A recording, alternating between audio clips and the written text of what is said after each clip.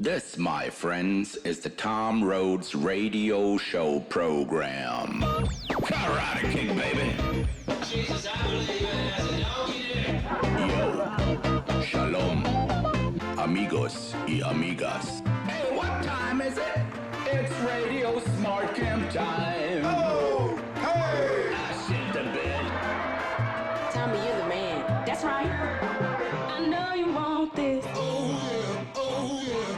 I know you like it. Oh, hey! Power to the people. That's right. That's right. Pay attention, please. Knowledge is power. I love you, Tommy. Tamer Kattan. Tom Rhodes. I've been listening to Tribe Called Quest, and he goes, "Can I kick it?" Yes, you can. Can I kick it? Yeah. Tamer Kattan. I like it. See what I'm doing there? Yeah, it's freestyle. It was jazz, which is so you. If there was a music style created by Tom Rhodes, it would be jazz. Well, speaking of creations, I want to start this podcast by thanking you for helping me convert my marijuana farm into a hummingbird garden. I'm happy to have been a part of it. That's great. You know, I've got all these big planters on my balcony. I have a very large balcony, and 80% of the soil you helped me get up here. I love it. In big bags and That's stuff. great. Yeah. Is it working? Are the hummingbirds here? Have they visited? I've only seen the hummingbird once. Cool. So I had this story with the hummingbird earlier this year, where the hummingbird got caught in my apartment. Yeah. And then I let it out. Yeah. And then it came back like 2 weeks later To thank you. to thank me. Yeah. And then it was hovering over this lovely woman that I've been seeing. Yeah. And then I thought, get rid of the marijuana and turn it into a hummingbird garden. I love it. So I Googled what plants and flowers attract hummingbirds. Yeah. And that's what I did. So you've helped me take, I think, 3 trips to Home Depot Sure. to buy plants and soil and then carry all the shit up here, which would have been impossible for me to do without a car. Well, you're making it sound laborious. It was fun every time. It's fun to go to Home Depot with you and look for it was a happy trip. Yeah. Like to go and set a foundation up so hummingbirds can visit your house in this reverse thorn out of the paw where the big creature actually helped the little creature. It's like, that's a happy thing to do. So I'm more than happy to be a part of it. Well, It's and been fun.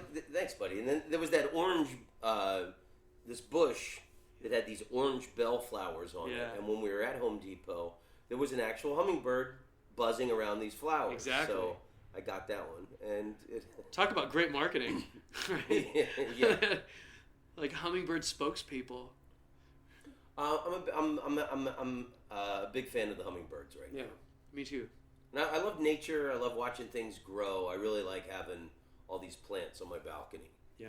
The marijuana farm wasn't that successful. Yeah, it wasn't. It didn't go I great. think I got 4 joints out of it. Yeah, that's not bad. So it wasn't worth. It's so amazing to make something out of soil and then be able to use it. It's so nice. It was good. They grow so tall. It was cool to watch it. Yeah. So, did you plant anything in that pot that I gave you? I didn't. No, because I was on the move. I moved to a smaller place and I didn't have like a yard. Like even when I come home with sweaty clothes or something from the gym, I don't have a place to put it. I have to put it on my porch light. To the disgust of my neighbors. Like in front of your front door? In front of my little studio. you're that guy in the building. Yeah, I Okay. gotta be. But all of us are, because we have these really tiny studios. But I live on the beach, so it's nice to live on the beach. But you definitely give up space. Everybody's hanging wet bathing suits Totally. in front of apartments at the beach. Like my place is so small, it doesn't have closets. I have a hanging rack in my kitchen. So if I make spaghetti on Thursday, all my clothes smell like spaghetti until Saturday. I'm constantly being followed by alley cats down the street. But I love it. It's so funny because a lot of people are like, oh, is it hard to live there? I'm like, no, it's wonderful. How do you like Venice? Because I had originally wanted to move to Venice when I moved back to LA, but it's an hour drive from the clubs. At certain times. Yeah. That's the luxury, I think, of being a comic is like, for me, I've created the least stressful way to live this life of living on the west side close to the beach and performing in Hollywood is that traffic is garbage in LA at certain times, but I don't have to leave at those times. Yeah. I could leave, middle of the day like now. Like when I come to see you now, I'm a planner. I packed my backpack. I had my gym clothes in there. And then I went and had breakfast with some friends this morning in North Hollywood. I had my gym clothes in there. After breakfast, I went and worked out. And then I've got my notebook and other stuff ready to do shows right after here. And I've got Gold's Gym that I can use any location, so I don't smell like a disgusting person when I come and chat with you. But it's cool. I'm living out of my backpack, which is something oddly I got used to in New York. Because I didn't have a car in New York, so I learned how to organize that backpack and travel with it. Wow. Yeah. Well, I'm impressed that you're working out. I haven't worked out in over a year. Well, you're a lucky bastard because you look great. You're like, oh man, you look really good for a guy that doesn't work out. It's the crazy. black is slim and qualities. Well, black looks really good on you because you don't look bad at all. What's the wildest thing you've ever seen in Venice Beach? Because Ashna and I, for the 3 years before we moved to LA, we would always Airbnb out there. Yeah. And there was a great little Airbnb apartment that we rented, and they had bicycles. So we would ride bikes out at sunset. Yeah. And the sunsets at Venice Beach, and all the artists and wackos and homeless people. There was one time I saw this homeless guy having an argument with another homeless guy, and he said, "You couldn't kick my ass if I helped you." I thought it was the funniest thing. I see the guy punching himself. I love it. Trying to help the other guy. Yeah, that's great. Well, the craziest thing that happened to me is my very first job in advertising was at Chiat Day, this really big ad agency. My first client was literally Apple. So Chiat Day is the most creatively worded ad agency in the world, and it was in such demand that they'd get something like 500 resumes a day. So I sent this really wacky resume, and I got in, and I got hired there, but it was such an elitist environment where if you were an intern, they didn't take you very seriously. They were like, oh, this person's going to intern and they're going to be gone in 3 months. And so every day at lunch, I would just be by myself. So I'd go for a walk on the boardwalk in Venice, and I met this older black man that would tell you a joke, but not give you the punchline unless you gave him $1. Ha ha, it's brilliant. I love this guy. So every day I would see him, and I'd give him $1 and he'd tell me another joke. And they were usually pretty sexist or old school or whatever, but he meant it in a good way. And do you remember any of the jokes? I do, but they're too sexist. Okay. But it was he really didn't mean it in a bad way. It was just the guy was 70 at the time, you know? And but he started to get to know me, and was and his comment was, "Hey man, why are you always by yourself? You're not that ugly." And I was like, "What?" And I go, "Oh, I work at this ad agency. I'm an intern, blah blah blah." And he's like, "Intern? You a doctor?" And I'm like, "No, intern just means I work for free." And he goes, "Why do you work for free? I won't even tell you a joke for free, man. You're crazy." And I'm like, no, you don't understand. And I explained to him that I was driving an hour every day from Huntington to get to Venice and all this stuff. And then one day at the end of the internship, my boss, Elaine Hinton, I'll never forget her name, she goes, "Hey, do you want to go to lunch?" And I go, "Sure." And it was the end of my internship.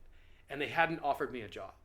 So she takes me to Fig Tree on the boardwalk. And as we were walking on the boardwalk, she goes, "Hey, one of the people in the broadcast department is on maternity leave and she's not coming back. Would you?" And right when she said, "Would you?" I hear this voice go, "Tamer! Tamer!" And it was George. Oh, and he was so wasted that he'd peed himself. Oh, no. And he's coming towards my boss and I, and I'm like, "Oh my God, what do I do?" So I think, "George, this is my boss." And I say that, so he knows. Smart.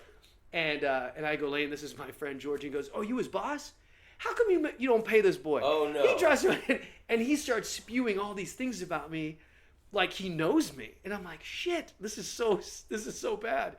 And then I go, George, just go, man. I'll connect with you later. And I reach in my wallet to give him money, and all I had was a $5, and I was so broke. And I'm like, fuck it, I just gave him the $5. Oh, and he goes, "You want to hear 5 jokes?" I'm all, "Not today, George." And he walks away, and then Elaine goes, "Hey, do you want a job? I took you to lunch to offer you a job." I thought she was going to say, forget what I was just talking about. So you got the job anyway. I got the job. So the craziest thing that ever happened to me was that exchange. That was so Venice Beach to me. If there was not a more Venice Beach moment to me than that moment, where there is this really sweet homeless guy who, I love that he was standing up for me. and like kind of like rallying for me, and had the nerve to go up to this really proper, well-dressed. She was like a New York minimalist in her clothing. You know what I mean? She was an intimidating woman, like a really intimidating woman, and he was just no holds barred. I was his friend, and he wanted to campaign for me, and it was great. It's kind of like how I got known at the agency a little bit, was like that I was the homeless person whisperer. Well, other than that moment with your boss and George, what did you learn about human psychology working in advertising? Oh, so much. The big thing for me is that people use brands the way we're not any different than we used to be. We've just changed things. I may not have... Human nature never changes. Human nature never changes. We're exactly the same. I may not have a lip plate. I may not have scarring on my body, or maybe I do. But now I wear brands that to define what tribe I'm in. Like, you can even describe people in brands. You could be like, here's this guy over here who drives a Mini Cooper, drinks Red Bull, has an iPhone. And here's this other guy who drives a BMW, has an Android, and drinks a Starbucks. I'm like, I can see the difference between those two people. Right. I can tell just in their characteristics. So that part blew me away. And just that, like, a lot of times, like, the way people use brands is just a way to find their place in the world. And how is it possible to manipulate us through political ads through Facebook? That's crazy. Yeah, that is it's funny. If they've got us all figured out to our likes. How do they do it? How do they? I mean, just what's your opinion on it? Because it's a big thing now. I thought it was, as much as I hate Twitter. Yeah. I call it the hate faucet. Yeah.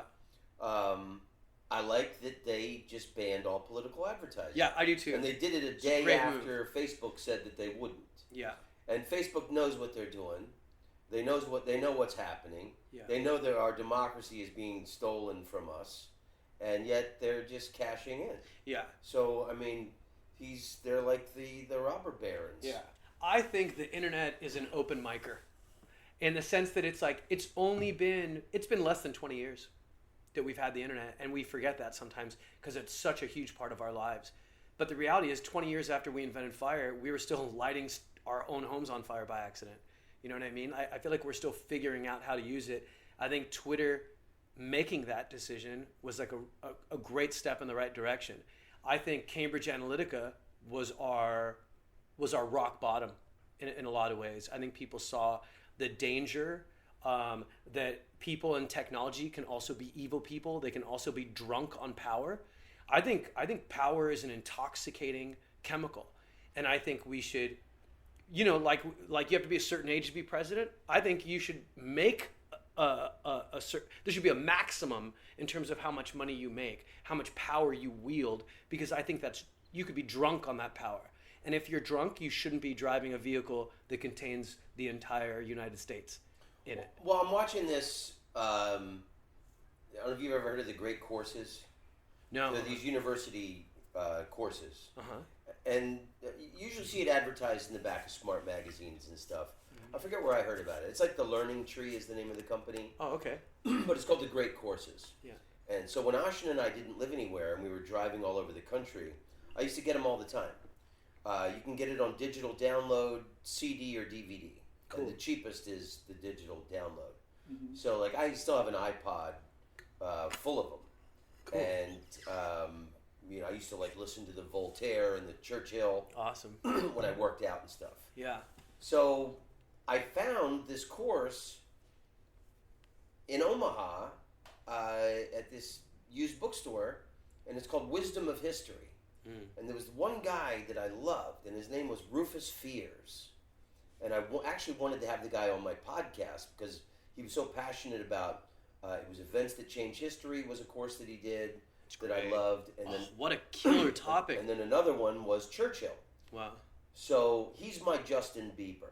I love this guy. I love that you say so that. So I Googled awesome. him, and he like had a heart attack and died in like 2009 or something.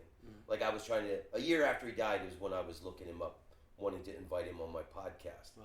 And like a great comedian or a great teacher, or a great preacher, this guy, you could tell he was really passionate about what he was talking about. Yeah. So I found this course and it's called Wisdom of History. I love it. And he says that human nature never changes. And it's these same cycles, and it's individual lust for power has driven all of human history and ruined most empires. And all empires die in the Middle East. Yeah. That's another thing that he says. Yeah. Rome, Britain, Egypt. Egypt. They all you know, and you can never conquer religious ideology. Yeah. The people in the people in the Middle East are too fragmented to control. Even though Peter the Great did a good job. Absolutely right. I think it's like if you read books about just the human machine, the human computer, we're never supposed to work cooperatively in groups bigger than 200. It's not supposed to work. And they say after 200, the group fractures. People feel like they can commit crimes without being caught. People feel like they can do things without other people noticing. After 200, it gets so big that the sense of authority starts to break down. So then how do you get things like nation states and cities and cultures? Is you create a shared fiction. So now all of a sudden you have a Catholic in Italy and a Catholic in New Jersey listening to the same rules because they've created another form of identity and essentially another form of control. But I agree with what he said 100%. There's a quote I really like. It said, history may not repeat itself, but it sure does rhyme. I think there's a real truth to that. Well, that's this guy's whole thing, is that if you don't study history and the lessons of history, that you're doomed to repeat them. I think history is like a farmer's almanac. You can predict the weather if you start to look at patterns. I think you can predict the weather of human behavior if you start to look at patterns. So it's actually quite genius what the Trump administration has done with understanding these patterns, and that nationalism trumps individual freedom, the desire. You're talking like Napoleon went into Spain and tried to. He was like. Thought he would be liberating these people because France, they killed the king and they got rid of the church. Yeah. And he thought all these countries would want to embrace it. Yeah. And here are these Spanish peasants who have nothing that fought to the death. Mm-hmm. And then Napoleon is a good guy to compare with Trump. That it's just it's hubris and megalomania. There was no reason for him to attack Russia. Yeah. And then he had a foraging army. He had his own personal chef, and he drank brandy. Yeah. But he didn't believe in bringing wagon trains of food. Yeah. The French soldiers had to pillage and steal. Yeah. So when they're on the long march back from Russia, all of these peasants, the ones that froze or they were weak, they would kill them, and they mutilated the French soldier's body because they had probably raped and stolen everything from the farm on the way there. Yeah, it's crazy. He is very similar to Trump. He's a wealthy guy with an army of not so gentlemanly people. But it's always these guys like Hitler and Napoleon that they don't care about the welfare of even their own soldiers or their own citizens. Yeah. That their megalomania keeps driving them to these. 100%. I think there's a lot to be learned from men that are drunk on power. We should have a war on power instead of a war on drugs. I think power needs to be identified as, it may not be a chemical on the way in, but the reaction it has is very chemical on the way out. Well, but look what the Republicans are doing, blocking any testimony for the impeachment and all that. It's the whole Republican Party is like a wall of protection around Trump. Yeah. From the beginning, they wouldn't see the need for him to release his tax returns. Yeah. The guy is obviously doing everything that benefits Putin. He may not be acting on Putin's direct orders. He seems like, but everything he does benefits Putin, sure. And he will not even speak against the guy. Yeah. So the Republican Party has allowed our country to be sold out to the Russians. Yeah. And they're all protecting it because they're crushing it with their own individual power right now. Yeah, I think it's individual power, and I think one of the things they're clicking into is John Fugelsang has this really great quote that I like, where he said, the internet is at its best when it's used for information and at its worst when it's used for affirmation. And I think a lot of the people that are in the Republican Party are exclusively looking at one news source that literally labels themselves as entertainment, so they don't have to be held accountable for fact-based reporting. That's Fox, right? And so they're only looking for affirmation. And then you look at the psychology of it. The strongest human drive is the drive to belong. So much so that when they did experiments with these chimps in a cage, where on one side of the cage was its mother, a blanket that smelled like its mother, and on the other side was food, these chimps would starve. And it's that same mechanism is in human beings. People forget that when the skinheads or those Nazi rioters were in Charlotte, the thing they kept ranting is, "We will not be replaced." And I don't know why that sentence has not been... Jews will not replace them. Jews will not replace us. Which, and like, you know, Israel is so pro-Trump, and some Jewish people I've met are so pro-Trump, is like, how can you support the guy who is letting anti-Semitism reach all-time highs since World War II? Yeah. It's crazy. And I think it's because it's identity. He's helping us exist. We will not be replaced. Here's these people that are afraid of being replaced in America, and then there's people in Israel that are afraid of being replaced, right? In the sense that in their psychology, they have post-traumatic stress disorder from the Holocaust. They are afraid of being erased, just like the skinheads are afraid of being erased by immigrants. Trump stokes those fears instead of quelching them and saying this isn't real. But I don't know, but to say that only the Republicans are the ones that would protect Israel, I think is one of the most moronic thoughts. Agreed. In the history of humankind. Yeah. The United States will always stand with Israel, no matter who's in charge. Yeah. Period. Yeah. That will never change. Of course. I totally agree. And like all these, hardcore staunch Christians who are like rallying around when like everybody knows a vote for Trump is a vote for hatred, bigotry, and cruelty. Yeah. And I think Christianity is incompatible with the Trump doctrine. Yeah. And I think some real dangerous shit is happening in America right now. Yeah, I agree. But it's fixable. There's two things I noticed. One of my friends is a social psychologist, said, don't let politics fool you into thinking that we're headed in a terrible direction. Because you're not meant to measure the progress of humanity in 4-year blocks. You're meant to measure it in 100-year blocks. And in the last 100 years, we've been really consistent in the direction of progress and equality. And we're still that way. We may have taken a pause, we may have taken a little step back because of Trump, but don't give him more power than he deserves. He has not changed the American way. He's woken us up in a lot of ways. He is a con man, he is a liar. He's completely dishonored the position of president. But I don't think he's changed the essence of what the majority of Americans are as human beings. And I think this is going to be a very bad ending for him.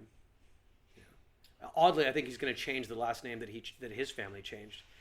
Well, I mean, I think if he had any conscience whatsoever, we'd be looking at our very first presidential suicide. Mm. But the man has no conscience whatsoever. Yeah, I agree. He doesn't. Yeah. Presidents, even if they weren't sincere about it, at least had the veneer that they all did. Everybody was a part of the American dream and team and program. Yeah. And Trump is just all whitey all the time. 100%. And I see people willing so to... Like, how can Latino voters... Yeah. Or black voters... finish what you're going to say. I want to tell you about this. No, you're right. I mean, I think the other thing that is so damaging for them is... And I said this when Trump won to one of my Republican friends wrote on my Facebook, "Ha buddy, Trump's in office now, get used to it." And I go, "Congratulations, but I would rather lose with love in my heart than win with hate in it." I'm like, that doesn't make you the winner. I'm in life. I'm still living with love in my heart. I'm still living believing that most people are good. I would rather live that way. And that's why you and I have always been good friends, Tamer.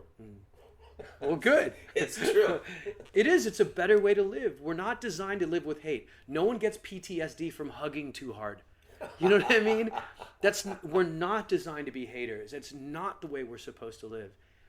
I don't know why we're here, but I know we're not here to kill each other. I know that. I know we're not here to hate each other. I know we're not here to be scared. I know that. And I think he's turned on a really ugly switch, but I think we will course correct. I'm 100% confident in that. And one of the reasons is because I am an Egyptian. People look at Egypt now and they go, oh, it's this weak country. It's like a homeless man. But I go, but that homeless man used to be a CEO. That homeless man used to say, we're number one, and everybody believed it. That's what people forget about Egypt. So for me, the thing that scares me about Trump is he reminds me of Mubarak. He reminds me of like some of the dictators that have been in the Middle East, especially now at a time when you're watching. Well, he has a dictator mentality where he invents his own information and bats away true reporting on his misdeeds by creating a conspiracy about the accuser or whoever. It's like, where's the Christianity and nobleness in that? 100% agree. Yeah, he is not Christian. He's not anything. He is a chameleon. He's a business chameleon and a human chameleon. He'll change and lie and say whatever you want to hear. He in that sense, he's like a political prostitute. And we're having a girlfriend experience with this guy, telling people he loves them when he doesn't. But it's intoxicating, right? When you see someone who's like you telling you that you're worthy of greatness. Like I used to go to Laker games all the time, and I saw a very small population of Asians. And then one time I went, and it was packed. And I was like, oh my God, there's so many Chinese people here. Yao Ming was playing.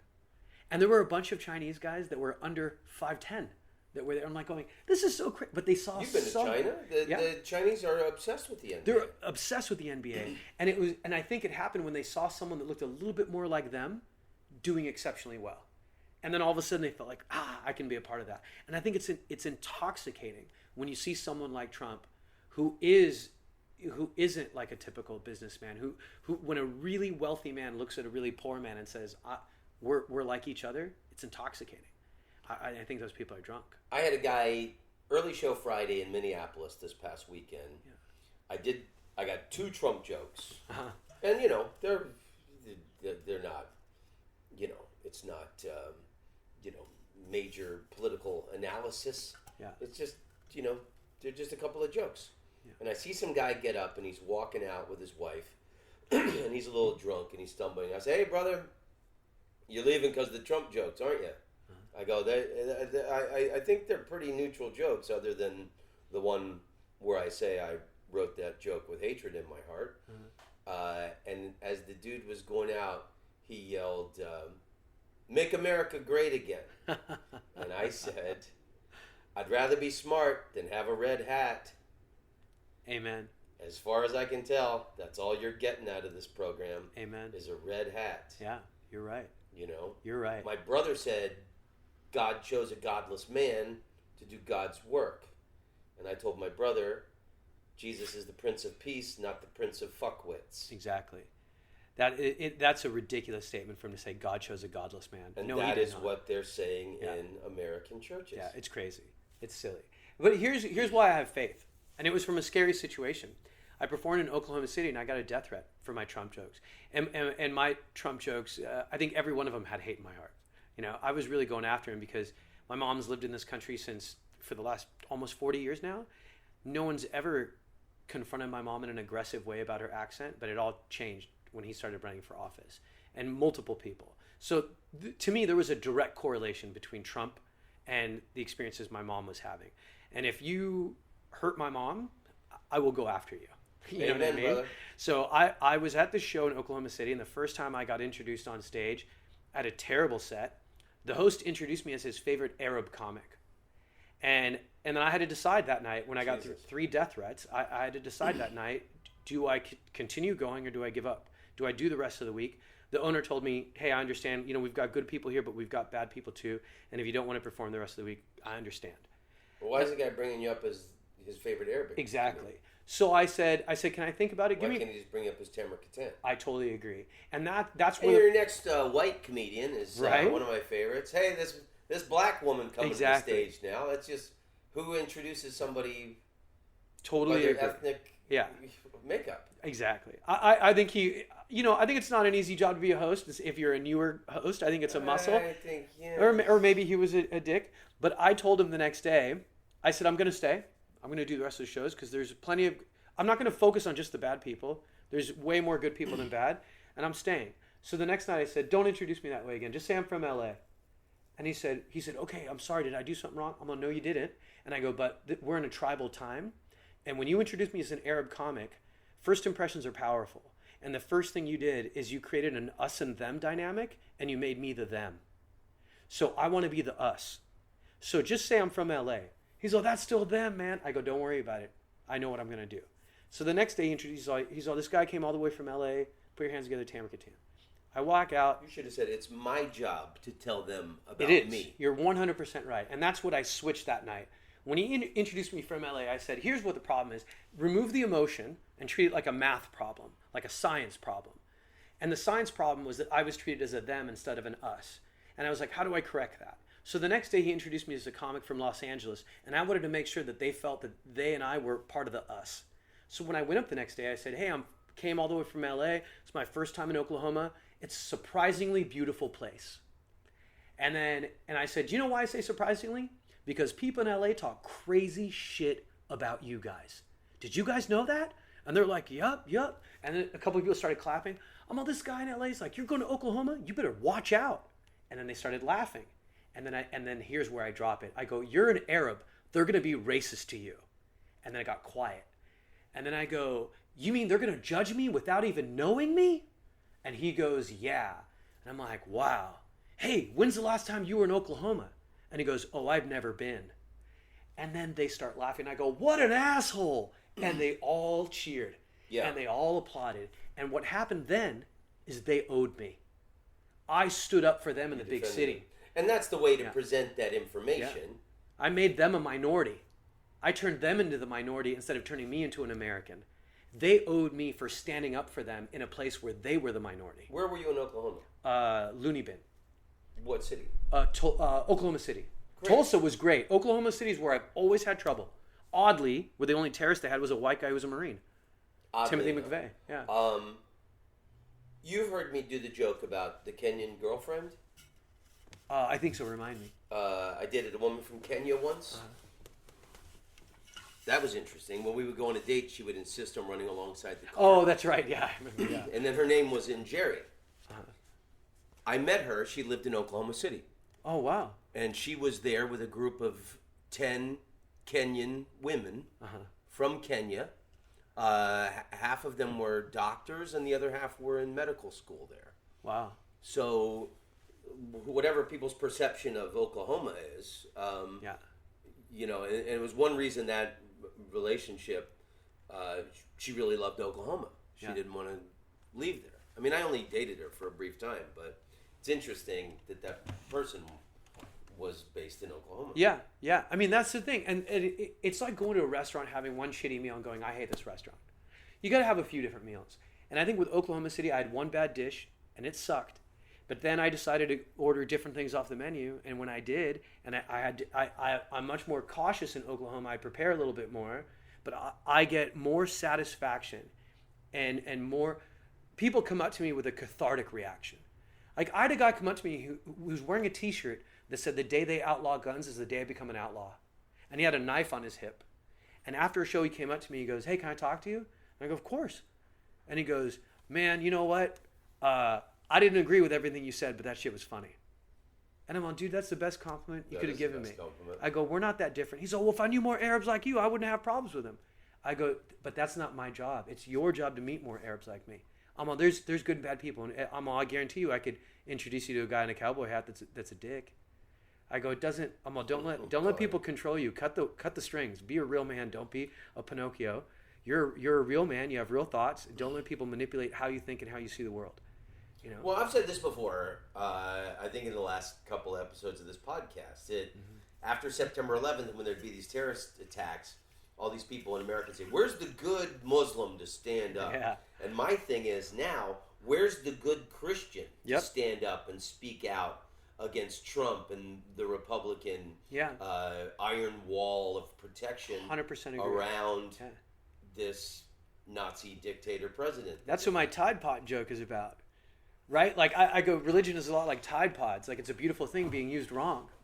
But when people, like it was invented to make us live less dirty, but then the craziest people started swallowing it whole. Yeah. It's like, but when people started using Tide incorrectly, Tide had something to say to everyone. Even though a very small group of people were misusing Tide, Tide took the responsibility to go out and say, don't swallow this whole. And I think religion has a responsibility to say, hey, by the way, we are a loving organization. We are a loving platform. We are a loving belief system. And they should, with just as much volume, they should talk about the people that are using it wrong and condemn those people. Every religion should do that. That's a brilliant analogy, Tamer. Thanks, man.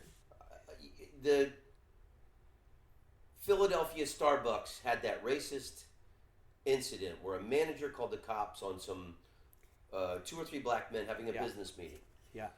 And the entire chain of Starbucks shut down. Exactly. For a racial sensitivity training for the entire chain. Yeah. But it wasn't at all of them. It happened at one store. Yeah. Like you're saying, a small percentage of people are eating these Tide Pods, but the Tide put out a thing. Yeah. So, where does organized religion in the United States say, hey, everything that happening now is against all of our core beliefs? 100%. You're exactly right.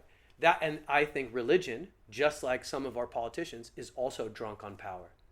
That's why good businesses are good businesses, because they respect the power of consumers. And good politicians who respect the power of consumers, they care about their brand. Not to go back to advertising, but they understand the fragility of a brand. They understand that people are really in power. And that if you hurt people, that word of mouth is the most powerful form of communication. We will talk to each other and we will take down your brand. France never forgot that, because France has the history of cutting off a king's head. We don't have that history in America. And I think that's why we're not as good of citizens as the French are. But they found themselves vulnerable after the French Revolution. Yeah. And it had gotten so chaotic that they realized what they really wanted was order. Yeah. And that's why they got the dictator of Napoleon. Yeah. So it was a vulnerable situation. I like that they were, you're saying that they chopped off some heads and everything. Yeah. It's a symbol to remind politicians of what can happen if you push the people too far. And when you look at the stuff that's happening around the world, a lot of it all goes back to Cambridge Analytica. Even in Malaysia, there was a genocide. The stuff that's happening in Hong Kong right now, there's a lot of politics and power and law enforcement overstepping. Spraying pregnant women in the face with pepper spray. That's a shocking image to me. And I'm shocked that America's staying quiet about it. I think if we had any other president, we'd have a lot to say about that. Well, it's funny just how upset people get over, word infractions or, saying something and the outcries on Twitter over, a movie that they didn't like or a comedian who had offended them. But they remain silent over the most important 100% things that are sending our country in the wrong direction. We are Hong Kong. All of us are Hong Kong. There is no Democrat and Republican. There's people and power.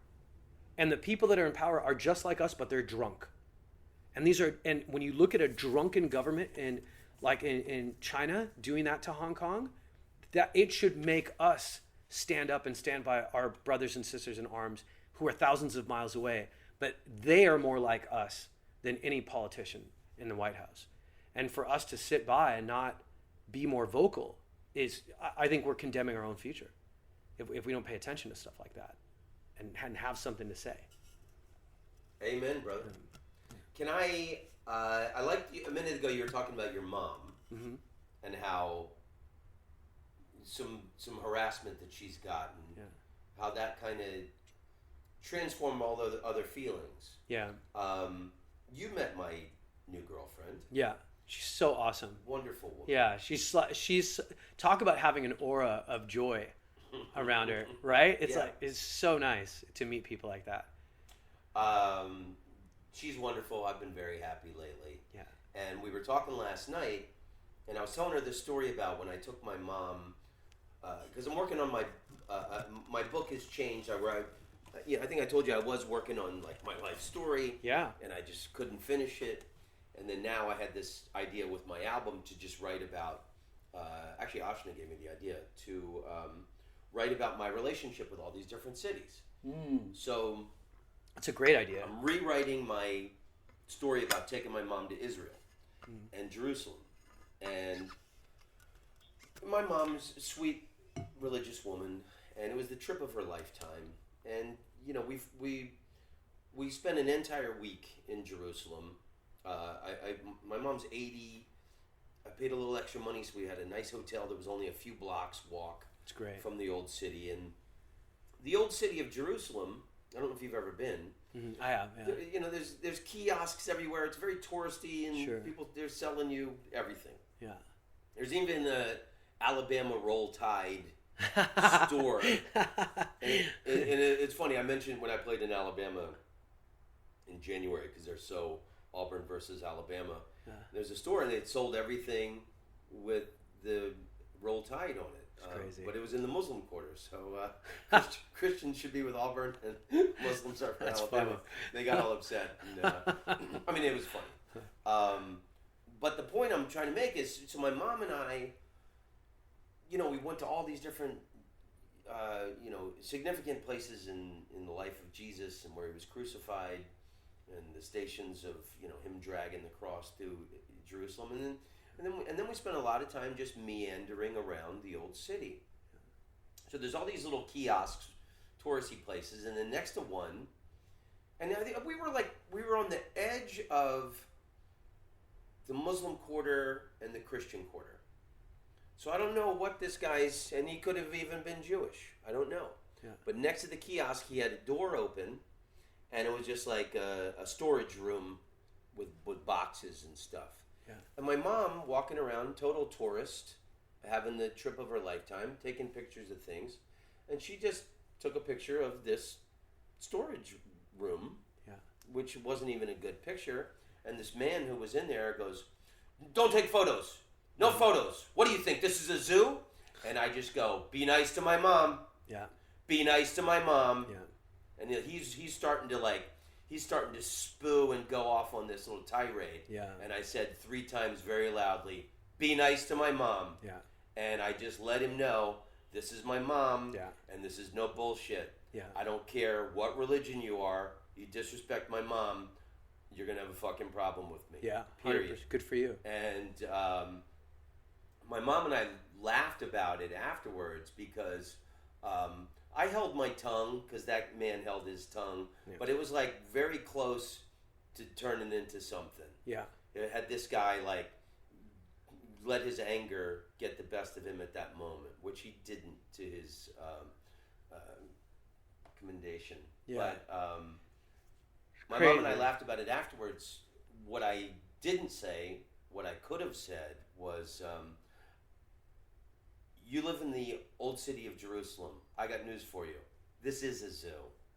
For thousands of years, the entire world Yeah. is very concerned about everyone who lives Yeah. on this little piece of real estate in the earth. Yeah. And people come here to gawk at the people who live there, Yeah. and put up with everything you do. So I got news for you. The ancient city of Jerusalem is a zoo. Yeah. And also, if that's the way you feel about it, maybe it's time to quit your job. Yeah. Because he wasn't mad at her. He was mad before you guys even showed up. You know what I mean? Not reaching his sales. Yeah, Maybe he had an whatever. argument He with was- his wife. Yeah. She didn't do Maybe, anything wrong. He had maybe his hummus was a little sour that morning. I guarantee you somebody who hurt him called him an animal. I guarantee it. I guarantee it. And that's why that word was cocked and loaded in his head. Your mom didn't say the word zoo. You didn't say the word animal. Nobody She said didn't say a any of that. word. But he gave you an indication of what hurts him. That's what he led with. He led with his pain. Somebody thinks of me as an animal. Maybe his wife called him an animal that morning. Maybe somebody else did. Maybe a brother who's more successful said, "You work in a shed, you animal." You're You know? such a smart guy. Oh, Tamer. thanks, dude. I like the way Thanks. you break things down psychologically and This is and how I look feel at them about from- you. You've been a huge inspiration for me in so many ways. You know, ever since I got into comedy, I was like, I'm so glad you exist as an entity in comedy, because you lead with kindness. And I think so many people rely on anger too much, and because anger is a great fuel. And I think kindness, it's harder to make things funny out of kindness. It's harder to feel rock and roll and to feel cool with kindness. But I think kindness is making a comeback. And because of your energy, I think there's a lot of people that gravitate towards you and they look at you and go, it is possible to be a different kind of comic. And I think it makes your role so important in the scene, in the global comedy scene. There's not enough people like you. Wow. Yeah. Thanks, Tim. Sure, of course. And I'm not even smoking weed, so I mean that genuinely. Yeah, I mean, I'm trying to unite humanity. That's my overall message. Comedy's and that's supposed to be also for what I always loved about you. That, you have this subtext of uniting humanity in all of your material. And the last few times I've seen you, I think you're doing your best work. Thanks, man. I've always loved your writing. I always loved your the way you see the world, and I think you're as great as I've ever seen you. Thank you. I really appreciate that. Yeah, I've really been impressed the last few times. I found my rhythm. I think I'm starting to find my rhythm. Starting to be able to. It's funny. There's one time I told this dark joke on stage, and then people kind of groaned. I'm all, if you think that's bad, you should hear the jokes that I can't make funny yet. Those are really dark. Yeah. And I think I've gotten to a point to where everything I want to write about and want to make funny, I know how to do that now. I've gotten I've honed the tools of the craft enough to where I can do that. So I've reached a new love of comedy now, because now it's so healing for me. Well, I like also that, I've always tried to do this myself, that like, you're not afraid to make a statement, even if it doesn't get a laugh. Yeah.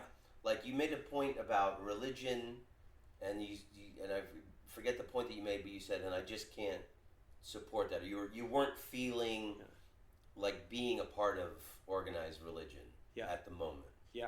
The corruption is not being addressed by religion, and I can't just believe something that is obviously corrupt and has been corrupted and has been manipulated to control people. I'm not just going to join that because people I love are a part of that. I'm not going to add to the drunkenness. I'm going to stay out and stay calm. Just like you can't save a person who's flailing in the water.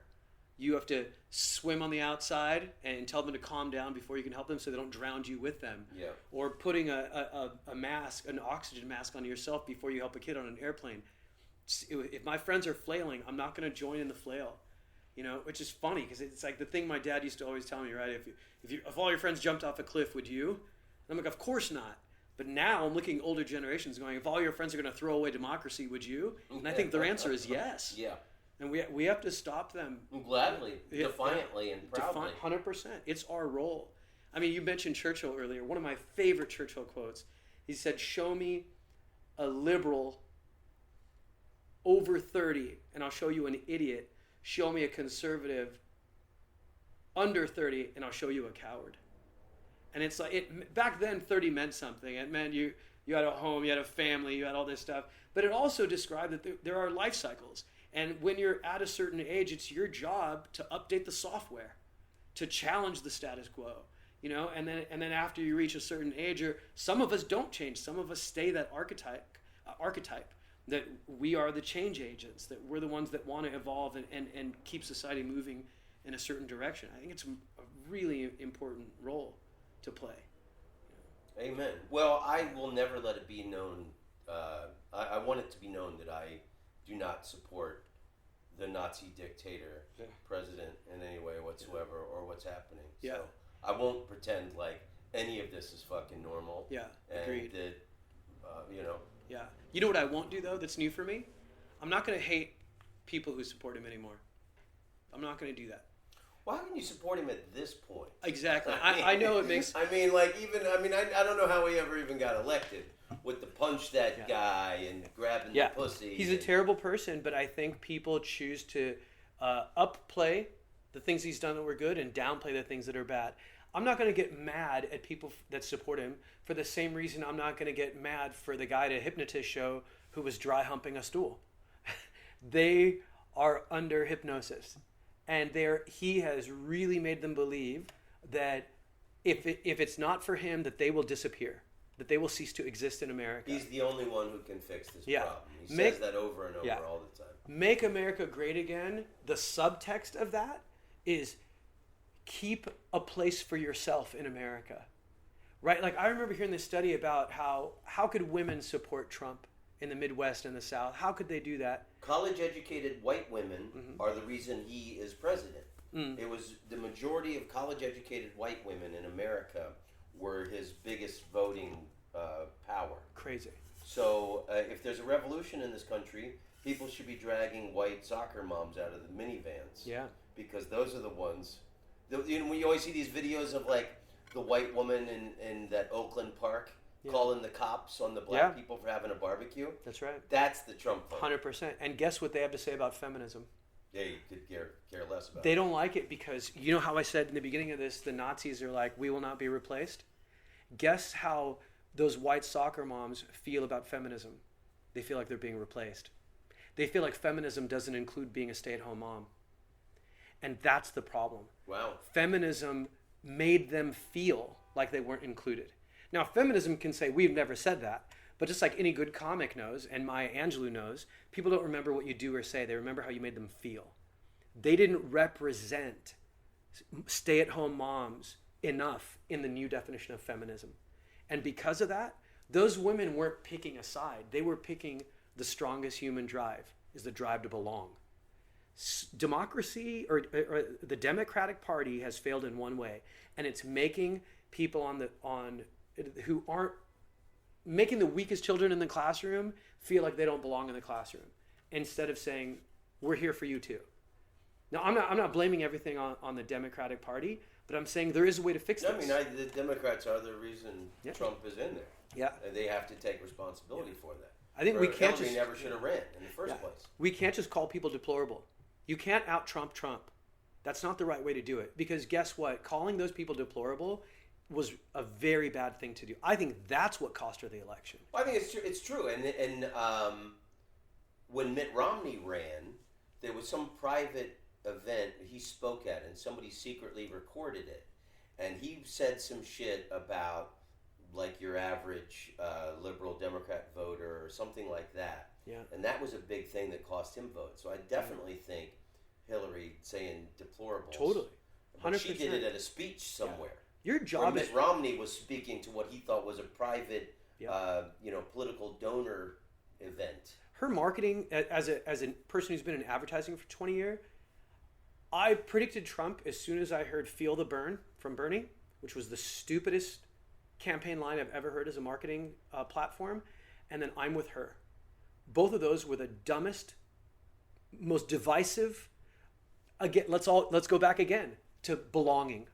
If I'm a man and the campaign is "I'm with her," now you're saying vote for her because of gender. That's not good enough. So now you're telling me vote for her because of gender, and now she's saying those people are deplorable. But if you're the president, your job is to serve everyone, even the deplorables.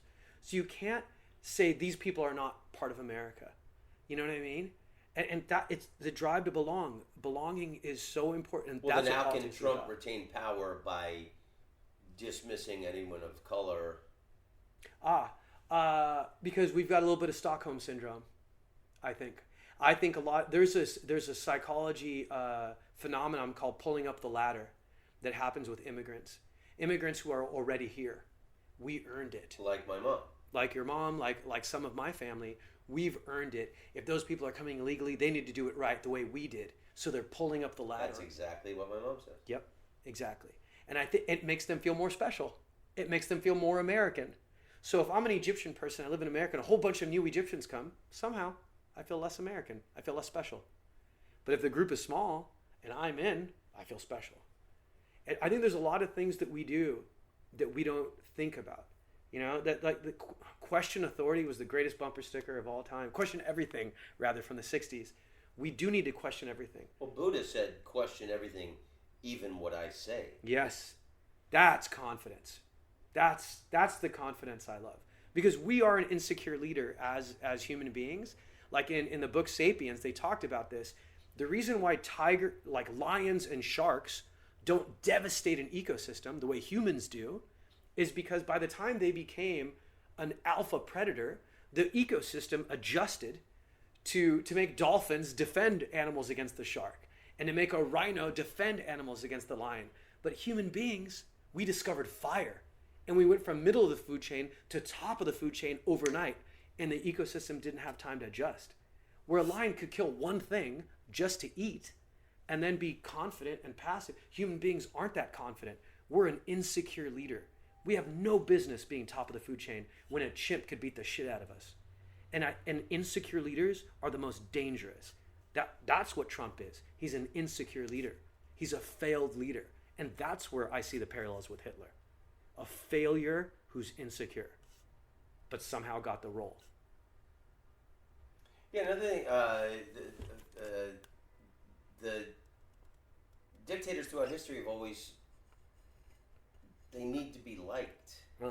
They're very like sensitive, vulnerable people when it comes to their egos. Mm-hmm. It's another interesting fact. Yeah. He's so thin-skinned. Oh yeah. He's like a spring roll. He is. It's such a sad state to see such a weak, insecure, such insecurity around so much power. My uncle John Miller used to say, I remember when I would talk to him about politics and things happening in the world, he would always say, America has survived worse and will survive this. Yeah. So you think we're going to be okay? I think we're going to be okay, but I think it doesn't matter if we've survived worse. I think we still need to stop the decline. Yeah, but I do think we'll be okay. I do. I think there's a lot of people that are, drunk right now, and that are. I think the number one feeling is confusion.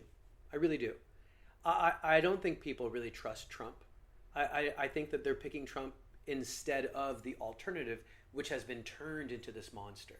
Right? There were guys wearing T-shirts that said, "I'd rather be Russian than be a Democrat." They say I've seen they. Yeah. So that's the feeling. Yeah. And that's the feeling with my brothers. Yeah.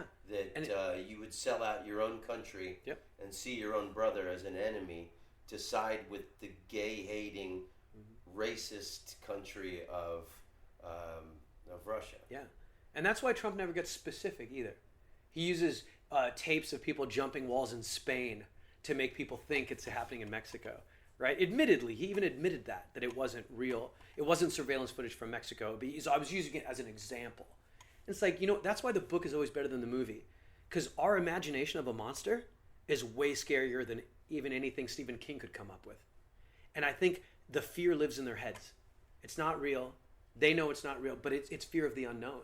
The majority of people who are the most adamant and the most anti-immigrant live in places with very few to no immigrants. Right. So it's like they're afraid of this thing because they don't know it. They just don't know it.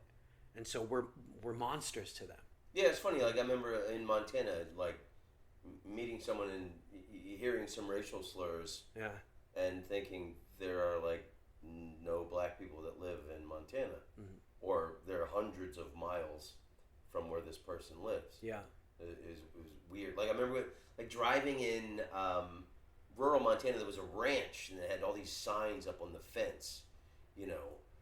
Blacks and Mexicans stay out. It was all these like hate-filled signs that this guy. Crazy. And this guy owns a big ranch with a big fence around it, and he's armed to the teeth. Mm-hmm. Did a motorist break down and come and ask to use the phone once? Yeah. Where's this existential threat? I think it's sad men. I think you hear those stories about guys who lose their leg and lose their arm, and they get these phantom feelings, like a phantom itch. My foot itches, even though I don't have a foot. I think the same. We're cavemen, but we don't have violence anymore. We don't need that anymore. We don't need to. We don't go around stabbing and killing things and bringing them back home like the warriors we used to be. Trump is 72 years old. He's 72, and he's talking about himself like he's a tough guy. That's as silly as a 72-year-old woman wearing a mini skirt and a push. He's trying to be hyper. Avoided Vietnam. Huh? And he avoided Vietnam. He is a coward. The fact that the military people think he's military guy. Yeah.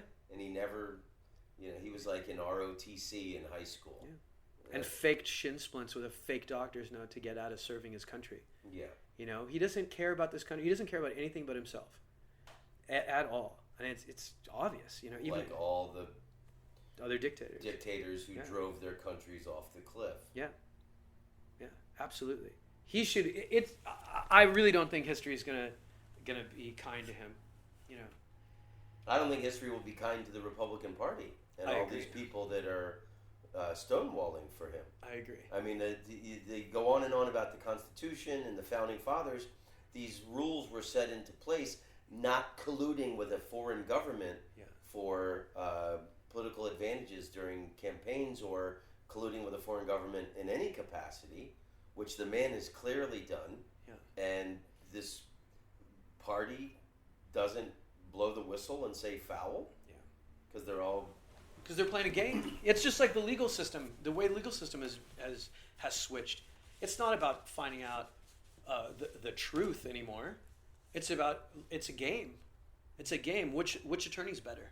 It's not about, hey, let's use the legal process to get to the truth. It's no, who can afford the best attorney and who's going to win this game. That's what it is, and that's wrong. We need to course correct that in a big way. I mean, not to pick any candidate yet, but I think Bernie's the only one who I see. I mean, talk about a disruptor to the system. Bernie's the only one that I look at and go, yeah, this guy, even though he doesn't look the look, is absolutely the most punk rock disruptor to the system that we've ever had, and has a track record that's impeccable in terms of, talk about character. Everything he says today is something that he's been arrested for. Yeah, in he was the getting 60s arrested at protests. Exactly. You know? I would love to have an senior citizen socialist Jewish president. Yeah. But it's funny, like even the label of socialism is so absurd, you know, that it's been labeled as this bad thing. And I'll tell you something. Yeah, it's communism is what they're referring to. Like exactly. The definition. Exactly. They keep saying socialism, Yeah. and they've made a war on another word. Yeah. Like they did with terrorism during the Iraq War. And I've had firsthand experience with it. I went to Sweden for college. And I had a girlfriend. And in Sweden, because so few people get married through the government, there's a thing called sambo, which means same living. So if you have a girlfriend, you can get a residency visa based on family, not based on job. So if you lose your job, you can still stay. And I went there under sambo, a residency with my girlfriend. I was able to go to college. I went to 5 years of a phenomenal university, and I don't have student loans. So explain to me how that's bad. It's not bad. Yeah. It was a great thing. And we pay a lot in taxes. Why can't we get something for it? Yeah. You And know, I stayed in the Sweden, roads and need to be I paved, paid taxes. The street lights need to be on. Yeah. Why can't we educate the citizens? Yeah. I've been paying my taxes ever since I had my first job at KB Toy Store when I was 16 years old. I love paying taxes. I do and too. I pay taxes so I can run my mouth. Yeah. My brother Dave, who told me he and his church were at war with the left because we're advancing the liberal gay agenda. I told you that story. Yeah. He doesn't pay his taxes and he doesn't vote.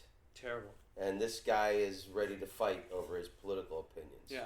Well, if you feel so strongly about America surviving, pay your fucking taxes. Yeah. He's customizing his own story. You shouldn't even be allowed to drive on the streets if you don't pay your taxes. 100% agree. You should have your license revoked. We created a movie where he's the hero. Even in years I struggled. I remember early in my career I couldn't pay I didn't pay taxes for like 3 or 4 years, and I remember I owed like $5 or $6 grand. I was in my early 20s. It seemed that at the time that seemed like a daunting amount of money. Sure. The IRS is such a lovely. You always hear bad shit about the IRS. They'll work with you, whatever your income is. Yeah. And I paid them, I forget whatever it was, like with an IRS agent over the phone with my income and what I was making, and I told him I was a comedian. It was like $150 a month. And I remember it took me, I don't know, fucking 5 years to pay it off, whatever the thing was. And whenever I had extra money, I'd shoot it at it to bring the number down. But that was the only time I didn't pay taxes, and it was because I was fucking struggling and sleeping in my car. Sure. And they still. But then once I got to a level where I moved to San Francisco and I was paying rent, that's when I was like, well, I want to get back on on the good citizenship thing. Yeah, and I think that's an important value. I mean, that is the thing that keeps our society together. Our president doesn't even pay full taxes. Our president doesn't pay taxes. And then you hear Republicans talking about, oh, well, he's a crafty businessman by avoiding tax. Oh my God! It's not a crafty businessman avoiding tax. It's a fucking criminal scumbag. 100%. Not wanting to have responsibility for his own exactly right actions. Yeah, you're exactly right. And it's funny when I talk about politics on stage, I had a guy going, oh, well, you're talking about politics on stage to forward your agenda. And I go, no, you're incorrect. I don't talk about the Republican Party or Trump in order to make you think the Democratic Party is better. I talk about politics on stage to remind you that you and I are the same, and that we should, in a united way, be fighting misbehavior from the government, whether it's Democrat or Republican. That's why I shoot down politics. Amen. If I don't consider myself a Democrat. I registered I've never been registered as a party, but I registered to be a Democrat just so I could vote for Bernie in the primaries. Yeah. And then I've unsubscribed or whatever it's called. Yeah. But if the party I felt most aligned with had sold my country out to the Russians, I would speak out about it. Yeah, of course. I think I've probably hammered that point enough. No, but you're right. It's a point that needs hammering. It's absolutely right. He is a traitor, and by every sense of the word. Every sense of the word. Forget being president. I wouldn't trust this guy to make me a foot long at Subway. Yeah. You know what I mean? It's just like it's bad. You want any Russian dressing on that? But I feel like there's a turn coming. I can feel it in my bones. So if anybody knows peace and how to find personal well-being, it would have to be you, because one of the things I find most fascinating about you is you're half Jewish and you're half Muslim. Yeah. So did you grow up arguing with yourself all the time? Yeah. I was an only child, and so I never had brothers or sisters, but I always thirsted for it, especially because we went from living in Egypt, where I was surrounded by family and loved ones, to moving to America, where both parents had to work 2 jobs. So I went from a home filled with laughter to a home filled with silence.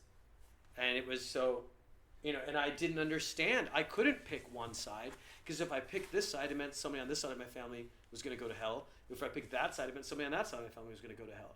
So I didn't have the luxury of being able to pick something and fit in it comfortably. I always sat in the middle. And after a while trying to navigate which side I should take, I realized my side is the middle. My side is this thing that reminds people that we're the same. So even when I was a little kid, I bonded with people I wasn't, quote unquote, supposed to bond with. I liked outsiders because they made more sense to me. And I think it started, I don't know if you can see this big scar next to my eye. Yeah. So I got bit, our first couple years in America, I got bit by a pit bull in the face. Pit bull bit in your face? Bit me in the That's face. Where you got that There's scar? a scar here and here. Oh my God. He bit me like took that. a bite out of your entire eye? Exactly. And as I pulled away, his tooth cut my eyelid open. Oh, That's Jesus. how lucky I was. And what happened is I had to wear an eye patch for a long time. And at school, the kids started calling me a pirate and making fun of me. Moshe Dayan.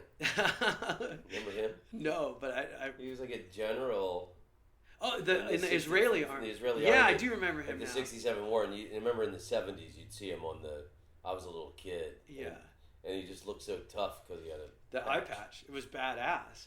But I remember them calling me, pirate, and then I read every book for children about pirates, and they were all bad guys. And then I told my dad, I've run out of children's books. I want to read adult books about pirates. And in the adult books, I found out that pirates were soldiers for England. And they went out and fought in the war. And they came back as injured veterans. And that's why they had peg legs and hook hands. And the government told them, sorry, we don't have jobs for you. So the pirates, in reality, actually had laws that they followed. And they did the only thing they knew how to do, which was fight and sail. But they weren't they were criminalized and turned into these evil figures by Hollywood and storytelling. But the reality is some of them were actually good guys. And I was like, that's how I feel like.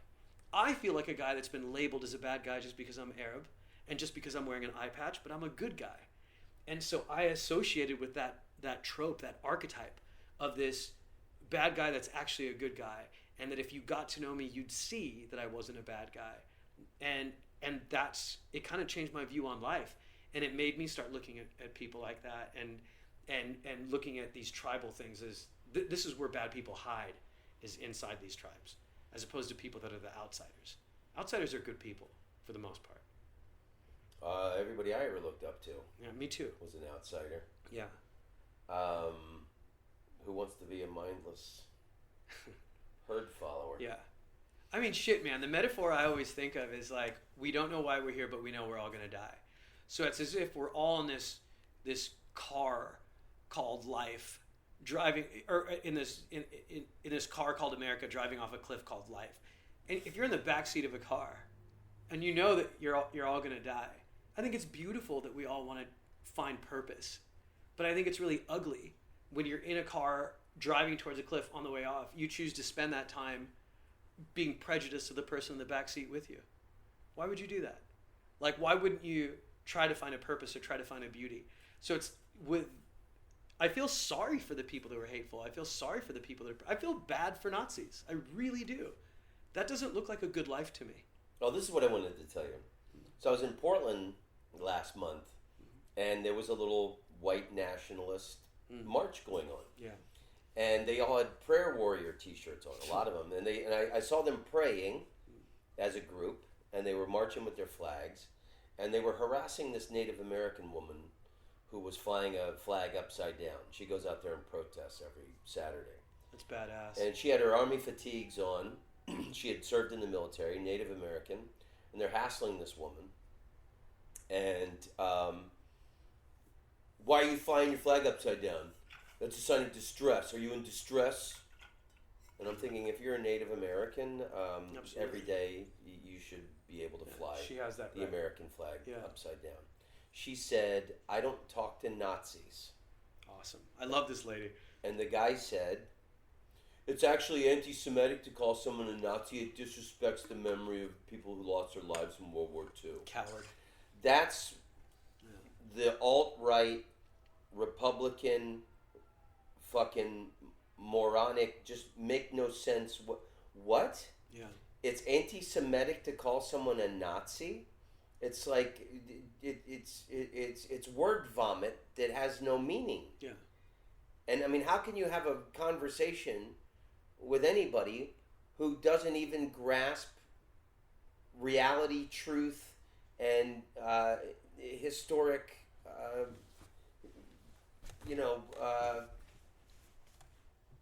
knowledge? Yeah. I mean, the way I have conversations with them, quite honestly, is I have a great time in front of them. You know what I mean? Not all conversations are with words. And when I look at Nazis, they don't look happy. And I am. I am happy.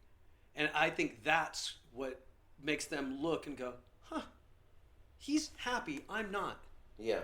And without words, I create doubt in their brain. And I think that's the best thing we can do. Living good is the best revenge. 100%. But here's the thing I wanted to tell you. There were Latino people and black people marching with the white nationalists. Of course there were. Yeah. Looking for identity. And they were... And acceptance. There were two young transgender teens, and then this young black guy who had a stutter who came later. And they're hassling them. Yeah, that's crazy. And these people were very... I thought they're very brave to stand there and 100%. try not to engage them. Yeah. Can you imagine? And this one fuckwit says to me, "Do you support this? What's going on?" And I just no, they're just looking for little. They just want to make their little cunty points. Yeah.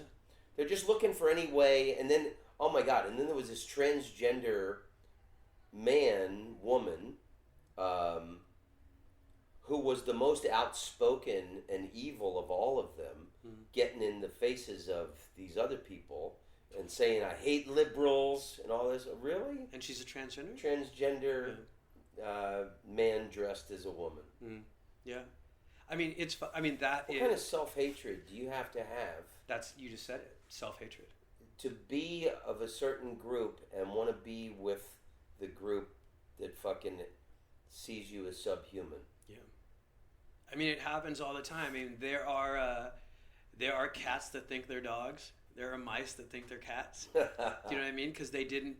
What do they call it when an animal? Is it priming?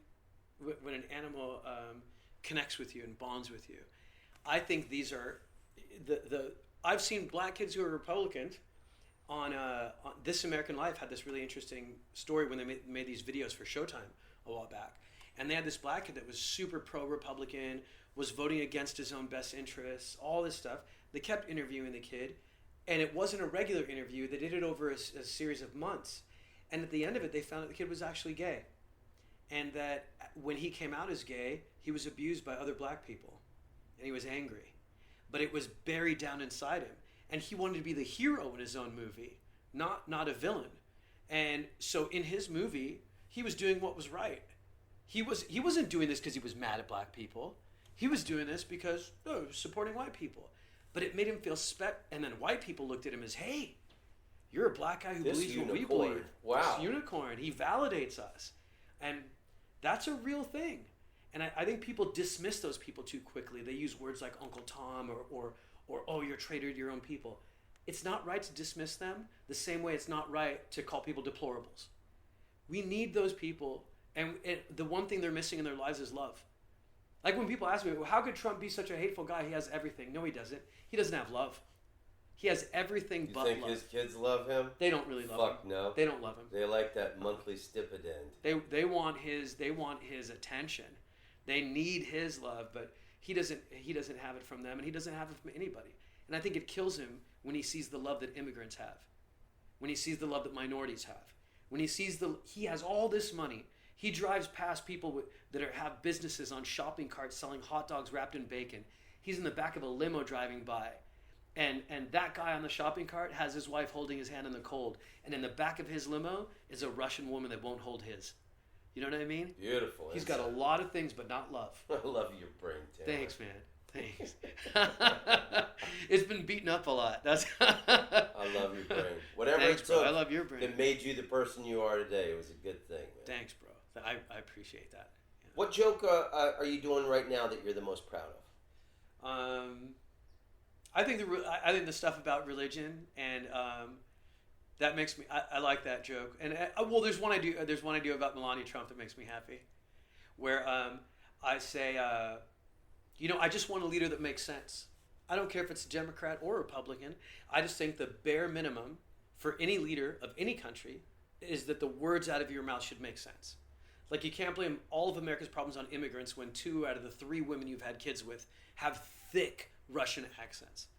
And then I go, maybe that's why Melania stays so quiet. It's because she sounds like Borat when she speaks. Like, would that break the illusion if she was on TV going, welcome to White House is nice, right? And then I go, and this is when people get mad at me. They're like, now you're being racist. You're making fun of Melania's accent. And I disagree. Racism isn't making fun of an accent. Racism is when you think you're better than somebody else just because of your race. And I don't think I'm better than Melania Trump because of my race. I think I'm better than Melania Trump because I've never fucked a Nazi.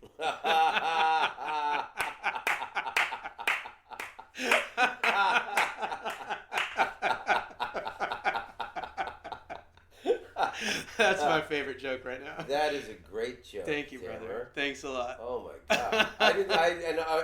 As complimentary as I was of you seeing your last few sets, I didn't see you do that. That's brilliant. That was my special one. When you came to see, it was my first time headlining at that club, and oh no, you were there the week before I headlined that club. You were there for the Portland Comedy Festival. Yes. Yeah. So I think I wanted to do material that I was still figuring out the Portland audience, so I didn't want to drop that one just I'm in yet. love with Portland now. I am too, man. What a great part of the world. I love it. I've held my cards pretty close to my chest about the woman that I'm dating now, but she's Muslim and lives in Portland, and that's why I have a beard. I love it. And I also love how open you are about love. I think that's such a great thing, man, and so important. Like, I really do mean it when I say we've grown up as men with impossible emotional standards. The way women have impossible physical standards to tell us boys don't cry. You know, like, that's a terrible sentence. Why did I had two older brothers that are tough guy, emotionless jocks. So I always went the other way on everything. Just I learned I'm the way I am because I didn't want to be them. Yeah. So I get that. I think me too. I don't want to be like my dad. I'm into art. Yeah, me too. I love women. I love romance. I love love, and I take pride in being a sensitive little pussy. 100%. Me they too. have said was a bad thing. Yeah. What's wrong with being a pussy? It's great. I love it, and it's not. That is the definition of how strong a pussy is, and how we can go through a trauma and snap right back. You know, like I think that's what it means to be a man and be open about your feelings. It means that's the definition of strength. Well, I always wanted to also make decisions on my own. Yeah. By reading and traveling and knowing people, seeing things. Yeah. And being the most informed and educated. Yeah. I think that's also a strength instead of as the Rush Limbaugh tribe or the ditto heads. Yeah. Whatever he says, ditto. Yeah. I mean, there's a historical connection to that thought process, which is when we were in the Cold War, the American government sent out mailers to every home in America that said, "Do not hug your kids. We are in a war with cold people. And we do not weaken your kids by hugging them." No shit. Yes, sir. What war was that? During the Cold War. So I think it was on the 50s or something. No there shit. were mailers that came out. Yeah, that's a fact. The American government sent out things saying, "Do not hug your kids." Never heard that. Yeah, it'll make them weak. And I think that's where language like "boys don't cry." Missed that mailer. Yeah, me too. Or ignored it, or said the government has no right. They're literally saying they are not your kids, they're our soldiers. And telling parents how to raise their kids. You know, that's gnarly. And I think there's still, the residue of that is still in our society today. With guys who don't cry. With guys who think you're being a pussy if you talk about your feelings. That's the residue of a government overstepping and telling you how to raise your children. And people, quite honestly, that don't want to do the hard work of thinking for themselves, because it's very much like the Matrix. If you pick the truth, a lot of times the truth is uglier than the artificial reality that the other pill would have given you. You know, you can close your eyes and experience bliss. The truth is ugly and it's hard, but I'd rather live truthfully than be hypnotized. You know? Amen. Yeah. Well, Tamer, everybody follow Tamer on all of his social media. Thank you. Go see this man live. Yes, please. You're one of my favorite comedians to watch. You're that means so much, man. So are you. We're rowing in the same direction. Yeah, I agree. We're definitely part of the same tribe. John Cooper Clarke once said about me. I love that. Is there any words of advice or a wisdom that you'd like to give to the people of the earth? I'll say this one thing that was a really powerful moment for me. My dad died of cancer, and when he was going through chemotherapy, I didn't have a great relationship with my dad, but when he was getting I think this story inspired all of my comedy moving forward. And it was that I used to go to chemotherapy with him, and I didn't want to talk to him about being physically abusive or any of that stuff, because stress and cancer were tied together for me. So my job was to go to that room and make this group of men laugh, and that's it. My job was bringing the clown. That was me. And I came in and told jokes, and there was an African-American man who was in there getting his chemo, and he looked at us and he goes, "Man, you guys are from Egypt?" And I said, "Yeah." And he goes, "Man, I've always wanted to go there. It's on my bucket list. When I beat this cancer, I'm going to Egypt." And as an Egyptian person, to hear that out of an American, I fell in love with him instantly, because I loved that, you know, that he was excited by my home country. So several months went by. My dad ended up passing away, and George was still there, but his family lived in Maine, and they couldn't afford to go see him. So I said, I'm going to keep going. So I kept going to chemotherapy with this guy. And at the end of 4 months, he goes, I love meeting you and your dad. You guys made me dizzy. And I'm like, what do you mean? And he goes, all my life, I've thought of myself as a black man, as an African American. And being black in America was the source of my greatest struggle. So if I saw another black face in a white room, I'd always acknowledge them because they understood the source of my greatest struggle. But then I got cancer. And one of my greatest struggles became cancer. And I began to feel like a cancer American instead of just an African American. That became my identity. And with that as my identity, your dad was more my brother and you were more my son than anything on my skin. And I was like, wow, identity is up to us. We can pick our tribes. We don't have to, be controlled the way a government can control us. We can decide what group we're a part of. We can decide who our brothers are, who our sisters are, based on what our experiences are. And that to me is the definition of living free, is picking your tribe, picking what you wear on your outer shell. And that's what my comedy's about now, I think, is redefining who we are. So yeah, that's my last bit of wisdom, I think. That's probably one of the best slices of wisdom pie. Oh, thanks, man. My listeners have been served. Well, it's no knowledge nugget, but I appreciate it. All right, Tamer, I love you very much. Thanks, brother. man. I love you too. You've been more than a comic to me. You've been as a guy that grew up with a bad dad. I've always looked for male figures that I could hermit crab myself into and learn from, and I've learned so much from you off stage. You should know that. Like just who you are as a man, how you treat other people is so inspiring for me, and for a lot of people. I don't know if you realize how many people are really inspired by you. So you should know that. Thanks, man. Sure. When Ash and I were getting divorced, a lot of people reached out to me, my listeners. I'm glad. Different people wrote me really nice emails, and I was overwhelmed with. You never really know how people see you. Yeah. But the people that support my podcast are beautiful. I want to thank one guy that just surprised me. Let me look up his email. Do you have anything else you'd like to add while I find this guy's? Let's see. Some guy just came out of the blue and donated $200 to. Oh, that's awesome. I have my supporters on Patreon. Let me find this guy's name. I love it. And that was a very beautiful thing to do. I want to thank this man. I love that on the Tom Rhodes Christmas tree are ornaments that look like a U.S. passports, and then icons from all over the world, like a London telephone box, the Empire State Building, the Eiffel Tower, the Champs-Élysées.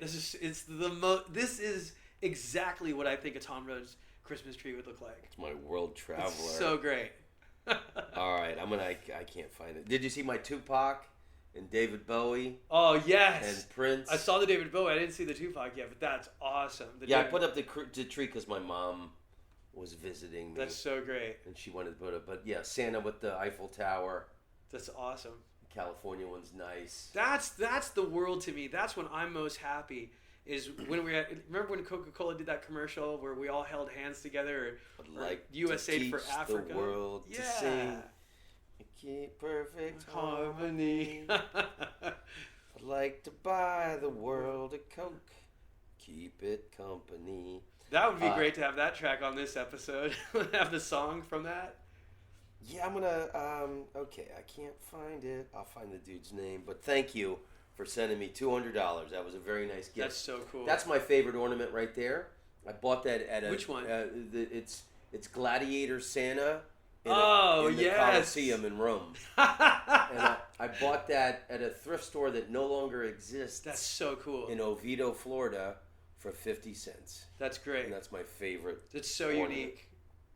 I love it. Okay, I can't find it. All right, I will find this man. I guess I will thank him on the next episode. I think his name was Jeffrey, if I remember correctly. But I'll find out. Thank you, Jeffrey. Thank you, everybody, for supporting this podcast. And I know... Thank you, Tom Rhodes, for making it. Yeah, and I know people who love me and my comedy will definitely love Tamer Kattan. Thank you, brother. That means a lot. Your friendship is invaluable to me. So is yours to me, man, in a big way. All right. Long may you run, my brother. Thanks, brother. You Long too. may you run. Well, that was a refreshing conversation. And now you can see why I love hanging out with my friend Tamer Kattan. It's always a good, lively, poppin' conversation. And there's a lot of problems in the world to sort out. So I just wanted to say in closing, thank you. I looked it up. My man, I was correct. His name is Jeffrey. I won't give out his last name. Starts with a B. Very generously donated $200 to Tom Rhodes Radio Smart Camp. And that came out of the blue a week ago.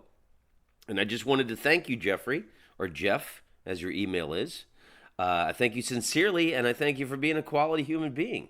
Long may you run, my brother. And long may you run everyone who supports my little old podcast. Because without my Patreon subscribers, this entity of entertainment would not exist. So I'm sending you all a big thanks and a big, wet, loving kiss for you.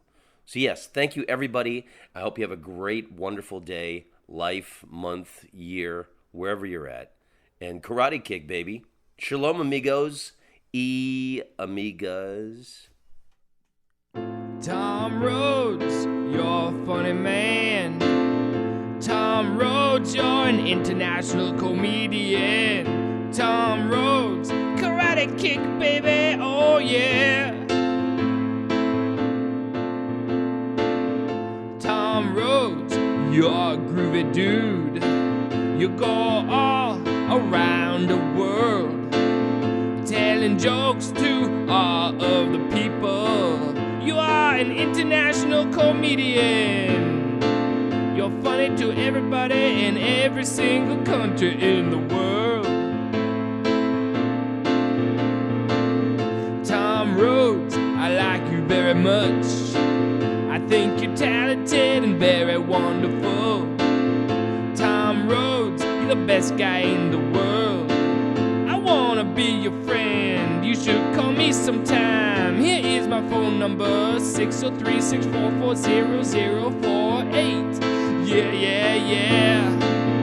Tom Rhodes, you're an international comedic sensation. Tom Rhodes, I like to listen to your podcast. Tom Rhodes, you're the best man to ever walk on the earth.